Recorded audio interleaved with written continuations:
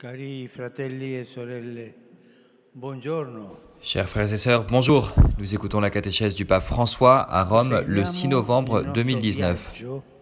Nous poursuivons notre voyage dans le livre des Actes des Apôtres.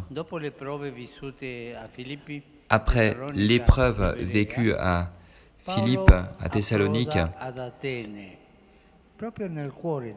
Paul arrive à Athènes, au cœur de la Grèce. Cette ville qui vivait à l'ombre d'antiques gloires, malgré la décadence politique, conservait encore l'importance de la culture. À cet endroit, l'apôtre frémit à l'intérieur de lui-même en voyant cette ville pleine d'idoles.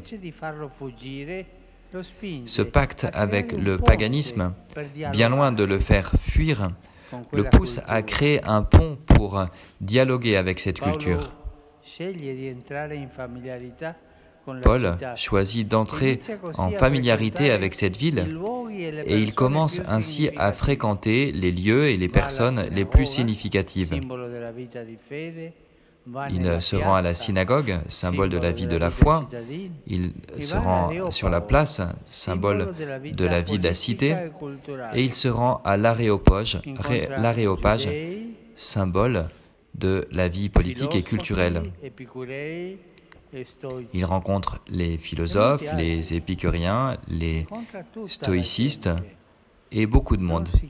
Il rencontre tout le monde, il ne se renferme pas sur lui-même. Il va parler avec tout le monde. Ainsi, Paul observe la culture, il observe l'environnement d'Athènes à partir d'un regard contemplatif qui découvre ce Dieu qui habite dans ses maisons, sur ses rues, sur ses places. Paul ne regarde pas la ville d'Athènes et le monde païen avec hostilité, mais avec les yeux de la foi. Ce qui nous interpelle sur notre manière de regarder nos villes. Est-ce que nous les observons avec indifférence, avec mépris, ou bien avec la foi qui reconnaît les enfants de Dieu au milieu de foules anonymes? Paul choisit le regard qui le pousse à ouvrir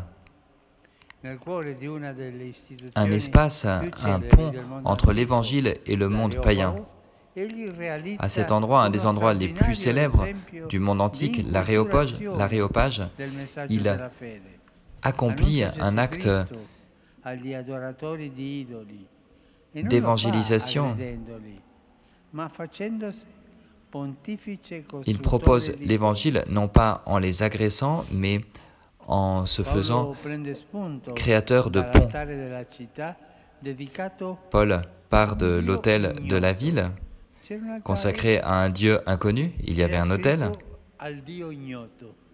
où il était écrit « Au Dieu inconnu ». Pas d'image, rien du tout. Il y avait uniquement cette inscription. Et en partant justement de cette dévotion au Dieu inconnu, pour entrer en empathie avec ses auditeurs, il proclame que Dieu vit parmi les citoyens et qu'il ne se cache pas à ceux qui le cherchent d'un cœur sincère, même si nous le faisons à tâtons. Et voilà la présence que Paul cherche à dévoiler, celui que, sans le savoir, vous adorez, moi je vous l'annonce. Pour révéler l'identité du Dieu que les Athéniens adorent, l'apôtre parle de la création, de la foi biblique en le Dieu de la révélation, pour arriver à la rédemption et au jugement, c'est-à-dire au message proprement chrétien. Et il leur montre la disproportion entre la grandeur du Créateur et les temples construits par l'homme. Il explique que le Créateur se fait toujours chercher pour que chacun le puisse le trouver. Ainsi, Paul annonce le Christ, il annonce celui que les hommes ignorent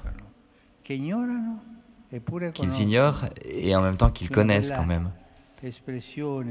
Il y a une belle expression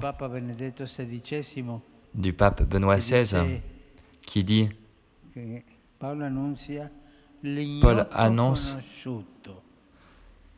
le connu qui est inconnu. » Ils ne le connaissent pas, mais ils le connaissent en même temps. Ensuite, il invite tous à aller au-delà des temples de l'ignorance et à se décider pour la conversion en vue du jugement imminent. Paul aborde ainsi le kérigme et le Christ, sans le citer, mais en le définissant comme l'homme que Dieu a choisi, en donnant à tous une preuve certaine en le ressuscitant des morts. Et là, il y a le problème.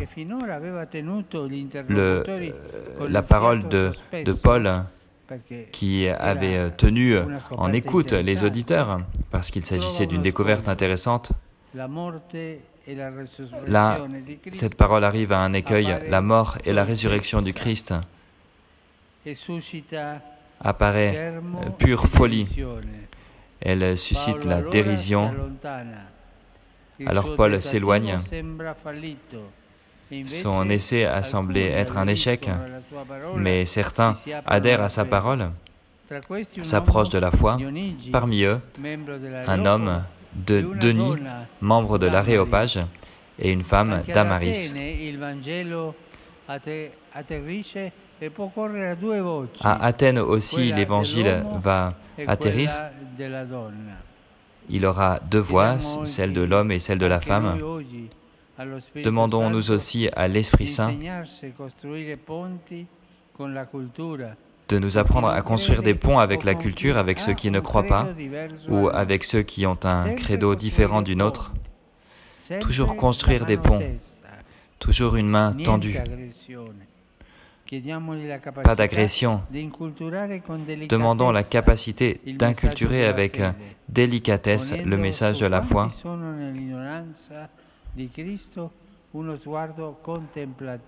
en proposant, en ayant vis-à-vis de ceux qui n'ont pas la foi dans le Christ, un regard contemplatif, mu par l'amour capable de déplacer les cœurs les plus endurcis. Merci.